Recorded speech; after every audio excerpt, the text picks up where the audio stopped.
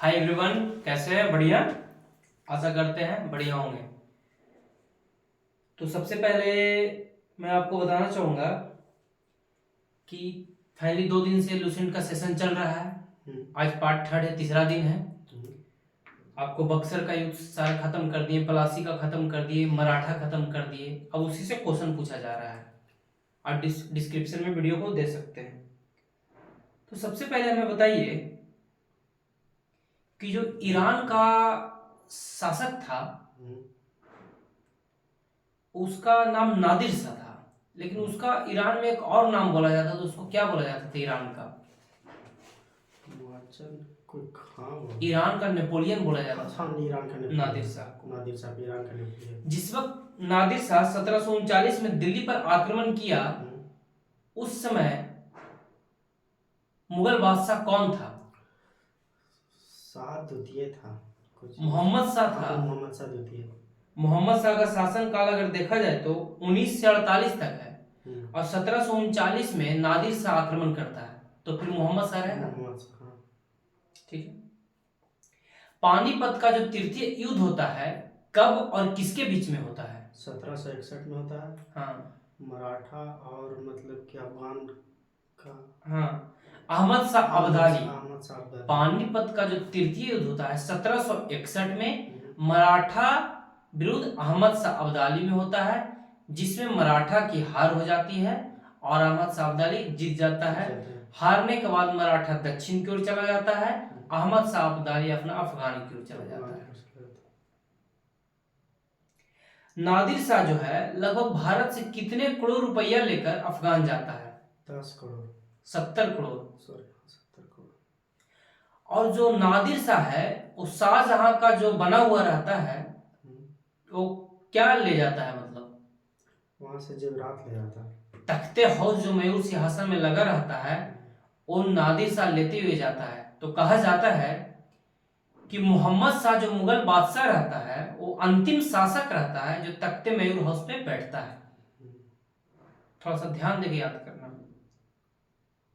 हैदराबाद की स्थापना किसने की थी? हैदराबाद का सादत खान, सॉरी निजामुल। हाँ, अगर पूछा जाए ऐसे तो तुरानियों ने, अवध की स्थापना ईरानियों ने। लंपट मूर्ख किसे कहा जाता था? फारूक सियर को। जहांदार साहब को।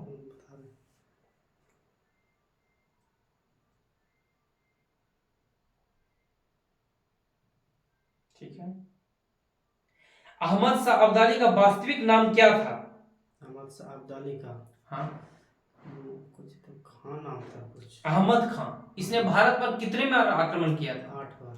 और सबसे लास्ट जो अहमद खान आक्रमण किया था, किसके विरुद्ध किया था? तो सिखों के विरुद्ध किया था।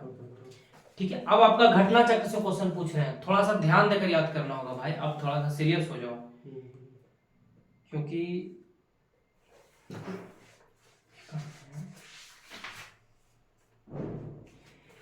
निम्नलिखित में कौन एक मुगल सम्राट द्वारा नियुक्त बंगाल का अंतिम गवर्नर था?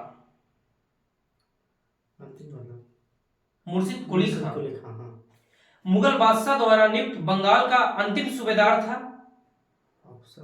मुगल बादशाह द्वारा नियुक्त बंगाल का अंतिम सूबेदार था। ऑप्शन देते हैं। इसमें ऑप्शन की जरूरत ऐसा नहीं होना चाहिए तुम्हें, जितना बता दिए हूं। मुर्शिद कुली खान, सरफराज खान, सुजाउद्दीन मोहम्मद खान, अलवर्दी खान। मुर्शिद कुली खान। इसका मुर्शिद कुली खान। दिमाग को कंसंट्रेट रखो, डरना नहीं है, कोई यहाँ पे ऐसा नहीं है। बस मतलब ये नहीं कि अच्छा नहीं बता, ठीक है नेक्स्ट बार बताएंगे, रिवीजन बार बार करेंगे। एक दिन में मैं भी नहीं सीखा हूं, क्योंकि मुझे भी टाइम लगा भाई। तो निम्नलिखित में कौन सा युद्ध था जिसने भारत में ब्रिटिश प्रभुत्व को प्रारंभ किया? बक्सर का युद्ध या पलासी का युद्ध? पलासी का युद्ध। सिराजुद्दौला लॉर्ड क्लाइव द्वारा हार गया था कौन सा युद्ध में? 1757 पलासी का युद्ध। भारत वर्ष में ब्रिटिश साम्राज्य का संस्थापक कौन था?